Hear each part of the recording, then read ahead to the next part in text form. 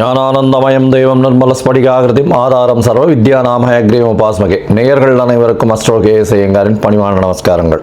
மாத பலன் விஸ்வாவசு வருஷம் சித்திரை மாதம் 14/4/2025 14/5/2025 வரலும் உண்டான பலன்கள். இந்த சித்திரை மாதம் என்பது வருஷத்தின் முதல் நாள், தமிழ் ஆண்டின் முதல் நாள். ஏற்கனவே தமிழ் புத்தாண்டு பலன்கள் தனியாக போட்டிருக்கேன், பாருங்க.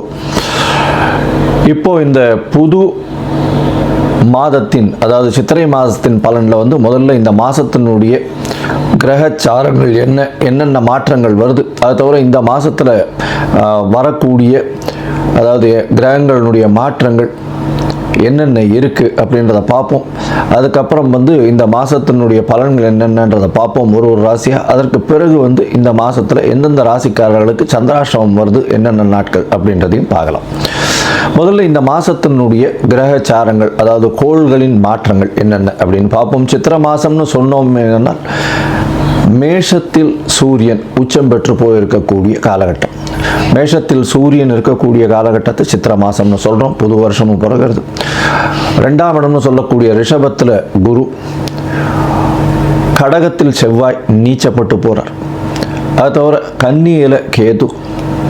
இந்த மாதத்தில் சனி பகவான் சித்திரை மாதத்தில் கும்பத்தில் ஆட்சி பெற்ற மூல திரிகோண வீட்டில் இருக்கார். அது தவிர இந்த மாதத்தினுடைய 12வது ராசி, அதாவது மீனத்தில் ராகு, சுக்கிரன் மற்றும் புதன், இந்த 3 கிரகங்கள் இருக்கு. இந்த மாதத்தினுடைய மாற்றங்கள் என்னென்ன அப்படின்னு பார்த்தோமே, ஆனால் 26/4/2025 அன்னைக்கு ராகு கேது, அதாவது வருஷ கிரகங்கள்னு சொல்லக்கூடியது ராகு கேது 1.5 வருஷத்துக்கு ஒரு தடவை மாறுறது. மாற்றங்களை, அதாவது ராகு மீன ராசியிலிருந்து கும்பராசிக்கும், கேது கன்னி ராசியிலிருந்து சிம்ம ராசிக்கும் போகிற ராகு கேதுவினுடைய பெயர்ச்சி தனியாகவே போட்டிருக்கேன், பாருங்க. மேஷம் முதல் மீனம் வரை தனித்தனியாக போட்டிருக்கேன். அது தவிர பார்த்தோம்னா இந்த மாதம் 30/4/2025 அன்னைக்கு புதன் மேஷ ராசிக்கு போகிறார். அதற்கு பிறகு இந்த மாதத்தில் வரக்கூடிய இன்னொரு மாற்றம் என்ன அப்படின்னா, வருஷ கிரகமான குரு மாறுறார்.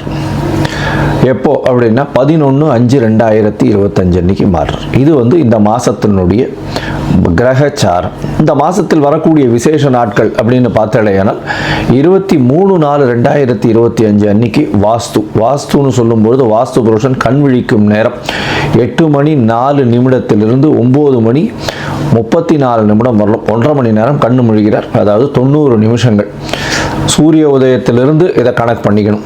அதை தவிர பார்த்தாலேயானால் வாஸ்து கண் விழிக்கும் பொழுது எந்த ஒரு தோஷமும் கிடையாது. அதாவது அந்த காலகட்டத்தில் அடிக்கல் போடுறது, அதாவது மனை சாஸ்திரம் அடிக்கல் போடுறது, அதை தவிர புதுசாக வீடு கட்டுறதுக்கு ஆரம்பிக்கிறது, பெரிய கன்ஸ்ட்ரக்ஷன் போடுறது, பத்திரங்கள் பதிவு பண்ணுறது, இந்த மாதிரியான விஷயங்கள் பண்ணும் பொழுது நல்ல ஒரு ஏற்றங்கள் கிடைக்கும். அதை தவிர வீட்டுக்கு வாசக்கால் வைக்கிறது, இதெல்லாம் வாஸ்து நேரத்தில் பண்ணுவது மிகவும் சால சிறந்தது. வாஸ்து கண் விழிக்கும் நேரத்தை 5 பிரிச்சிருக்காங்க, 18 நிமிஷமாக.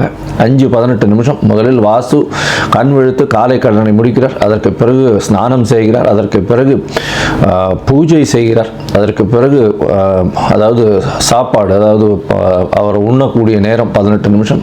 அதற்கு பிறகு தாம்பூலம் தரிக்கும் நேரம். இந்த உண்ணக்கூடிய நேரத்திலையும் தாம்பூலம் தரிக்கும் நேரமான கடைசி 36 நிமிஷம், அதாவது 8:58 9:34 வரலும் இருக்கக்கூடிய நேரத்தில் செய்யக்கூடிய அனைத்து வேலைகளும், அதாவது கன்ஸ்ட்ரக்ஷனுக்குன்னு அந்த இது எந்த ஒரு சிவில் கன்ஸ்ட்ரக்ஷனாக இருந்தாலும் அது வெற்றியை கொடுக்கும் அப்படின்றது சொல்கிறேன். அதனால் வாஸ்து ரொம்பவும் முக்கியமான விஷயம். சரி, இந்த மாதத்தில் வரக்கூடிய மற்ற விஷயங்கள் என்ன அப்படின்னா, 25/4/2025 ரமண மகரிஷி, திருவண்ணாமலையில் ரமண மகரிஷியினுடைய 75வது ஜெயந்தி. அதற்கு பிறகு 27ஆம் தேதி கள்ளழகர் ஆற்றுல இறங்குறார். 27/4/2025 அன்றைக்கி அமாவாசை வேறு. அதற்கு பிறகு பார்த்தாலேயானால் 30/4/2025 அன்னைக்கு அக்ஷய திருத்தியை. அக்ஷய திருதினா வளர்பிறை திருதியை, அதாவது அமாவாசைக்கு அடுத்து வரக்கூடிய 3ஆவது நாள் அக்ஷய திருதியை. இந்த துவரம்பருப்பு அதெல்லாம் வாங்கக்கூடிய நல்ல நாள். பொதுவாகவே தங்கம் வாங்கணும் அப்படின்னு வச்சுருக்காங்க. இப்போ அப்படிலாம் கிடையாது. துவரம்பருப்பு, வெல்லம், அடுத்தது கொஞ்சோண்டு உப்பு வாங்கினாலே வீடு சுபிக்ஷமாக இருக்கும், கவலைப்பட வேண்டாம். அது தவிர பார்த்தோம்னா 4/5/2025 அன்னைக்கு அக்னி நட்சத்திரம் ஆரம்பிக்கிறது. அக்னி நட்சத்திரம்ன்றது உச்சகரமான வெயிலை குறிக்கக்கூடிய கிட்டத்தட்ட ஒரு 28-29 நாள் ஆரம்பிக்கிறது. இது வந்து வைகாசி மாதம் வரலும் தொடர்றதுனால ஆரம்பத்தை மட்டும் சொல்கிறோம். அதை தவிர பார்த்தீங்கன்னா இந்த அக்னி நட்சத்திரத்தின் போது பொதுவாக வீட்டினுடைய சுபகாரியங்களை எடுத்து பண்ணுறதில்லை. அதாவது கல்யாணம் எல்லா விஷயங்களும் சுபகாரியங்களை எடுத்து பண்ணுறது கிடையாது. அதனால் அக்னி நட்சத்திரத்தை தவிர்த்துருவா பொதுவாகவே. அது தவிர 12/5/2025 அன்னைக்கு சித்ரா பௌர்ணமி பெரிய விசேஷம். சித்ரா பௌர்ணமி அப்படின்னு சொல்லக்கூடியது மதுரை வைகை ஆற்றுல இறங்குறது பெரிய விசேஷமாக சொல்லக்கூடியது. கள்ளழகரும் இறங்குறாரு வைகையில், சித்ரா பௌர்ணமி அன்னைக்கு இறங்குறார். இந்த காலகட்டத்தில் பார்த்தலையானா இந்த சித்திரை மாதம் நல்ல ஒரு ஏற்றமான மாதமாக இருக்குது. இந்த ஏற்றமான மாதத்தில் மாற்றங்கள், அதாவது ஒரு ராசிக்காரர்களுக்கும் மேஷம் முதல் மீனம் வரை என்னென்ன மாற்றங்கள் இருக்குன்றதையும் பார்க்கணும். அதை தவிர பார்த்தலையானால் இந்த மாதத்தில் குருவும் சுக்கிரனும் பரிவர்த்தனை யோகத்தில் இருக்கா. இந்த மாதம் 11/5/2025 வரலும் பார்த்தோம்னா குரு சுக்கிர பரிவர்த்தனை யோகம் பெரிய விசேஷம். சூரியன் உச்சம் பெற்று போயிருக்கார், அதுவும் மிகப்பெரிய விசேஷம். சனி ஆட்சி மூல திரிகோண வீட்டில் இருக்கிறது பெரிய ஏற்றத்தை கொடுக்கக்கூடிய காலகட்டம். அது தவிர வந்து சுக்கிரனும் புதனும் சேர்ந்து, அதாவது சுக்கிரன் உச்சம் பெற்று புதன் நீச்சம் பெற்று இருக்கிறதுனால நீச்ச பங்கம் அடைஞ்சு ராஜயோகத்தை கொடுக்கக்கூடிய காலகட்டமாக இருக்குது. சரி, இது எந்தெந்த ராசிக்காரர்களுக்கு கொடுக்கறது அப்படின்னு மேஷம் முதல் மீனம் வரை பார்க்கலாம். அதற்கு முன்னாடி என்னுடைய மொபைல் நம்பர் ஸ்க்ராலிங்கில் போயின்னு இருக்கும். உங்களுக்கு அஸ்ட்ராலஜிக்கல் கன்சல்ட் தேவைப்பட்டது ஏனால் நீங்கள் எனக்கு ஃபோன் பண்ணுங்க. உங்களுடைய date, time, place of birth, உங்களுடைய பெயர், தாய் தகப்பனார் பெயர் இதுவரெல்லாம் அனுப்புங்க. என்னுடைய கட்டணம் என்னன்னு சொல்கிறேன். அந்த கட்டணத்தை செலுத்திட்டு அப்பாயின்மெண்ட் எடுத்துக்கோங்க. உங்களுடைய ஜாதகத்தை போட்டு அதில் சந்தி இருக்கான்னு பார்த்து, லக்ன சந்தி, ராசி சந்தி, நட்சத்திர பாத சந்தி, லக்ன பாத சந்தி இதெல்லாம் இருக்கான்றதை பார்க்கணும். பார்த்துட்டு உங்களுடைய இப்போ நடக்கக்கூடிய தசா புக்தி அந்தரம் சூக்ஷ்மம் எப்படி இருக்குது, இப்போ நடக்கக்கூடிய கோச்சாரம் எப்படி இருக்குன்றதை பார்த்துட்டு உங்களுக்கு உண்டான பலன்கள் என்ன அப்படின்றதையும் எளிய பரிகாரங்களும் வந்து சொல்கிறேன் நான். சரி, இந்த மாதம் சித்திரை மாதம் விஸ்வாவசு வருஷம் என்ன ஒரு ஏற்றத்தையும் மாற்றத்தையும் கொடுக்கும் அப்படின்றத ஒரு ராசியாக மேஷம் முதல் மீனம் வரை பார்க்கலாம். கடகம், புனர்பூசம், பூசம், ஆயில்யம் இந்த 3 நட்சத்திரம் 9 பாதங்களை கொண்ட ராசி. ராசியின் அதிபதினு சொல்லக்கூடியவர் சந்திர பகவான். அதிவேகமாக செல்லக்கூடிய கிரகம். இந்த சித்திரை மாதம் விஸ்வாவசு வருஷத்தில் பார்த்தாலேயானால் உங்களுடைய ராசிக்கு 11ஆம் இடத்துல குரு பகவான் பெரிய ஏற்றத்தை கொடுக்கக்கூடிய காலகட்டம். 11ஆம் இடத்தின் அதிபதியான சுக்கிரன் 9ஆம் இடத்துல இருக்கிறது பரிவர்த்தனை யோகத்தை கொடுக்கிறது. பெரிய ஏற்றம் கிடைக்கும். வெளிநாடு போகக்கூடிய பாக்கியம் நிச்சயமாக உண்டு. வெளிநாடு போய் வரக்கூடிய வாய்ப்புகள், தொழில் மூலியமாக பெரிய ஏற்றம் கிடைக்கக்கூடிய வாய்ப்பு, வேலை நிமித்தமாக வேலை மாற்றங்கள் ஏற்படக்கூடிய வாய்ப்பு உண்டு. உங்களுடைய ராசிக்கு பார்த்தாலேயானால் 8ஆம் இடத்துல சனி இருக்கார். உடல் நலத்தில் சற்று பின்னடைவு இருக்கக்கூடிய வாய்ப்புகள். வண்டி வாகனம் ஓட்டும் போது ரொம்ப ஜாகிரதையாக இருக்கிறது ரொம்பவும் விசேஷம். பொதுவாகவே இந்த மாத கிரகம் அப்படின்னு சொல்லக்கூடியது, அதாவது சூரியன், செவ்வாய், புதன் மற்றும் சுக்கிரன் இந்த 4 கிரகத்தினுடைய மாற்றங்களை வச்சு பேசுவோம். இந்த மாதம் பார்த்தாலேயானால் விஸ்வாவசு சித்திரை மாதத்தில் ராகு கேத்துவின் பெயர்ச்சி வேற வருது. இதன் மூலியமாக பார்த்தாலேயானால் உங்களுடைய ராசிக்கு சித்திரை மாதத்தில் ராசிக்கு 2ஆம் அதிபதி 9ஆம் இடம் அப்படின்னு சொல்லக்கூடிய, அதாவது 10ஆம் இடத்துல போய் உச்சம் பெற்று போகிறது பெரிய விசேஷம். தொழிலில் மூலியமாக பணம் அபரிமிதமாக வரக்கூடிய வாய்ப்புகள் உண்டு. 11ஆம் இடத்தில் குரு பகவான் பெரிய ஏற்றத்தை கொடுப்பார். பரிவர்த்தனை யோகத்தில் வேற இருக்கிறது பெரிய விசேஷம். இதன் மூலியமாக தொழிலில் அபரிமிதமான ஏற்றம் இருக்கக்கூடிய வாய்ப்புகள் உண்டு. ராகு உங்களுடைய ராசிக்கு 9ஆம் இடத்துல இருக்கவர் 8ஆம் இடத்துக்கு வரார். ஸோ 8ஆம் இடத்துல வந்து ராகு, சனி 2 பேர் இருக்கா.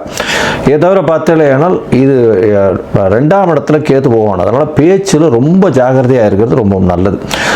இந்த மாதம் 26/4/2025, அதாவது சித்திரை மாதம் ஒரு 12-13 நாளைக்குள்ளே வந்து ராகு கேத்து பயிற்சியும் ஆயிடுறது.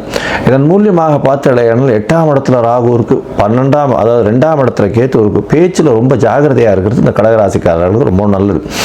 இந்த மாதத்தில் மாத கிரகம்னு சொல்லக்கூடிய புதன் 3ஆம் அதிபதியும் 12ஆம் அதிபதியுமான புதன் வந்து உங்களுடைய ராசிக்கு 9ஆம் இடத்துல நீச்சப்பட்டு போயிருக்கார். அதனால நீச்சப்பட்டதுனால கவலைப்பட தேவையில்லை. நீச்ச பங்கம் அடைஞ்சு ராஜயோகத்தை கொடுக்கக்கூடிய காலகட்டம். உங்கள் முயற்சிகள் எல்லாமே வெற்றி அடையக்கூடிய காலகட்டம். ஏன்னா ராசிக்கு 4-11ஆம் அதிபதி அப்படின்னு சொல்லக்கூடியவர் வந்து 9ஆம் இடத்துல உச்சம் பெற்று போயிருக்கிறதுனால படிப்பு சம்பந்தமாக புதன் நீச்சமாக இருந்தாலும் சுக்கிரனோட நீச்ச பங்கம் அடைகிறது பெரிய விசேஷம். படிப்பு சம்பந்தமாக வெளிநாடு வெளியூர் போகக்கூடிய வாய்ப்பு, தந்தையின் மூலியமாக பணவரவு அதிகம், தந்தையின் சொத்துக்கள் வரக்கூடிய வாய்ப்புகள் நிச்சயமாக இருக்கும். இந்த காலகட்டத்தில் பார்த்தீங்கன்னா உங்களுடைய ராசியிலேயே வந்து செவ்வாய் நீச்சப்படுறார். அதாவது 10ஆம் அதிபதி ராசியில் நீச்சப்பட்டு இருக்கக்கூடிய காலகட்டம். அவரே 5க்கும் அதிபதி. குழந்தை பிராப்திக்கு சற்று தடங்கள் இருக்கும், இருந்தாலும் குருவின் பார்வை இருக்கிறதுனால நல்ல ஒரு ஏற்றம் இருக்கும். இந்த சித்திரை மாதத்தில் வந்து கல்யாணம் ஃபிக்ஸ் ஆகக்கூடிய வாய்ப்புகள் உண்டு. ஏன்னா குரு பகவானின் பார்வை உங்களுடைய ராசிக்கு 7ஆம் இடத்துல உணர்தன் மூலியமாக குரு பலம் வந்தாச்சு அப்படின்னு சொல்லக்கூடிய காலகட்டமாக அமையிறது. இந்த மாத கடைசியில் தான், அதாவது என்ன சொல்கிறது, ஒரு 10ஆம் தேதி, அதாவது 11/5/2025 28 தேதிக்கு தான் வந்து குரு மாறுறார். அதனால் வந்து வைகாசி மாதத்துக்கு முன்னாடி, அதாவது சித்திரை மாதத்தினுடைய கடைசி 28ஆம் தேதி அன்னைக்கு மாறுறார். இதன் மூலியமாக பார்த்தலையானால் உங்களுக்கு இந்த மாதம் மொத்தம் வந்து கல்யாணத்திற்கு பார்த்து கொண்டிருக்கக்கூடிய இளைஞர்களுக்கு கண்டிப்பாக ஃபிக்ஸ் ஆகக்கூடிய வாய்ப்புகள் மிகவும் அதிகம். சரி, இந்த மாதத்தில் முயற்சிகள் எல்லாமே வெற்றி பெறும் சொன்னால், இருந்தாலும் சில நாட்கள் தள்ளி வைப்பது நல்லது. அந்த சில நாட்கள் அப்படின்னு சொல்லக்கூடியது சந்திராஷ்டம நாட்கள்னு சொல்கிறோம். இந்த சந்திராஷ்டம நாட்கள் என்னென்னைக்கு வருது அப்படின்னா 22/4 24/4, அதாவது 22, 23, 24 ஏப்ரல் 2025 இந்த 3 நாட்களும் ரொம்ப கவனமாக இருக்கிறது நல்லது. புதிய முயற்சி வேண்டாம், வெளியூர் வெளிமாநில பிரயாணம் வேண்டாம். எதுவாக இருந்தாலும் பொறுமையாக இருக்கிறது ரொம்பவும் நல்லது. யாருக்கும் ஜாமீன் கையெழுத்து போடாதீங்க.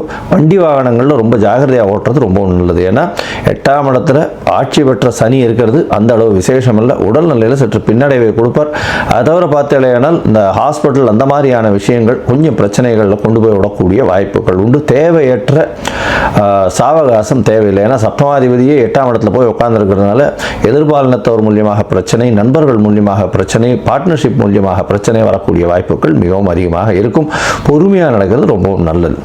மொத்தத்தில் பார்த்தாலேயானால் இந்த கடகராசிக்காரர்களுக்கு ஏற்றமான காலம். என்ன ஏற்றமான காலம் அப்படின்னா, குரு சுக்கிர பரிவர்த்தனை மிகப்பெரிய ஏற்றத்தை கொடுக்கும். 9-11 பரிவர்த்தனை, தந்தையின் மூலியமாக அதீத லாபம், வெளிநாடு போய் படிக்கக்கூடிய வாய்ப்பு, உடல் நலத்தில் நல்ல ஒரு ஏற்றம் இருக்கக்கூடிய காலகட்டமாக அமையும். திருமணத்திற்கு வாய்ப்புகள் மிகவும் அதிகமாக இருக்கும். குழந்தை பிராப்தி இருக்கும். சிறு சிறு தடங்கள் இருக்கக்கூடிய வாய்ப்புகள் நிச்சயமாக உண்டு. உங்களுடைய வேலையில் மாற்றங்கள் வரும், ஏற்றங்கள் வரக்கூடிய வாய்ப்புகள் உண்டு. பேச்சில் ரொம்ப ஜாகிரதையாக இருக்கிறது நல்லது. பண வருமானம் சற்று குறையக்கூடிய வாய்ப்புகள் நிச்சயமாக இருக்கும். லாபங்கள் அதிகமாக இருந்தாலும் கையில் உண்டான கேஷ் ஃப்ளோ ரொம்ப கம்மியாக இருக்கும். குடும்பத்தில் கணவன் மனைவிக்குள்ள சிறு சிறு சச்சரவுகள் இருக்கக்கூடிய வாய்ப்புகள் நிச்சயமாக உண்டு. வண்டி வாகனங்களில் ரொம்ப ஜாகிரதையாக இருக்கும் ஓட்டுறதுல. அதை தவிர தேவையற்ற பழக்க வழக்கங்களை தள்ளி போடுவது ரொம்பவும் நல்லது. உங்களுடைய சந்திராஷ்டம நாட்கள்னு சொல்றது 22/4, 23/4, 24/4 இந்த 3 நாட்கள் ஜாகிரதையாக இருக்கிறது ரொம்ப நல்லது. இந்த மாதம் வந்து நீங்கள் மதுரை மீனாட்சி அம்மன் கோவிலில் இருக்கக்கூடிய முக்குருணி விநாயகர் கோவிலுக்கு போய் பார்த்துட்டு வாங்க. அவரை போய் ஒரு 2 தடவை வளர்பிறை தேய்பிறை சதுர்த்தியில் போய் பார்த்துட்டு வந்தீங்கன்னா ரொம்பவும் நல்லபடியாக இருக்கும். உங்களுக்கு எல்லா விதமான பிரச்சனைகளும், ராகு கேத்துவால் வரக்கூடிய பிரச்சனைகள் நிச்சயமாக அகலும். அதுவும் பேச்சில் ரொம்ப கவனமாக இருங்க. அதுவும் கடகராசிக்காரர்கள் பேச்சில் ரொம்ப கவனமாக இருக்கிறது நல்லது. அதை தவிர வந்து நீங்கள் பேசுகிறத தவறாக புரிந்து கொள்ளக்கூடிய வாய்ப்புகள் உண்டு. மொத்தத்தில் பார்த்தாலேயானால் இந்த சித்திரை மாதம் ஏற்றமாக இருக்கும். இருந்தாலும் யாருக்கும் ஜாமீன் கையெழுத்து போட வேண்டாம். உங்களுடைய உடல் நலத்தில் கவனம் செலுத்துறது நல்லது. வண்டி வாகனங்களில் ஜாகிரதையாக போகிறது நல்லது.